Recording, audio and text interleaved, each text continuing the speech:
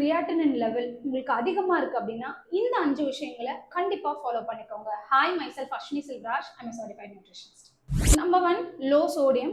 ஒரு நாளைக்கு 5 கிராம் உப்பு மட்டும் தான் நீங்க யூஸ் பண்ணணும். அப்பளம் சாப்பிடுறது, பிக்கிள் அண்ட் ட்ரை ஃபிஷ், கருவாடு இதெல்லாம் கண்டிப்பா அவாய்ட் பண்ணிக்கோங்க. Number 2, low potassium diet. நிறைய வெஜிடபிள் அண்ட் ஃப்ரூட்ஸ்ல பொட்டாசியம் ரொம்ப அதிகமா இருக்கு. லோ பொட்டாசியம் இருக்கிற வெஜிடபிள் ஃப்ரூட்ஸ் வந்து நீங்க எடுத்துக்கலாம். Number 3, low phosphate diet like red meat, lamb, beef, milk, spinaches, soda, dark chocolate இது எல்லாத்துலயுமே அதிகமான அளவு பாஸ்பேட் இருக்கு. லோ பாஸ்பேட் ஃபுட்ஸ் லைக் சிக்கனோட பிரஸ்ட் அண்ட் முட்டையோட வெள்ளைக்கரு நீங்க எடுத்துக்கலாம். வெஜிடேரியனா இருக்கீங்கன்னா மில்லட்ஸ்ல லோ பாஸ்பேட் இருக்க மில்லட்ஸ் நிறைய இருக்கு லைக் திணை, குதிரைவாளி, வரகு, சாமை இதெல்லாம் டெய்லி பேசிஸ்ல மினிமல் லெவல்ல சேர்த்துக்கும் போது உங்களுக்கு ஓரளவுக்கு ஹெல்ப் பண்ணும்.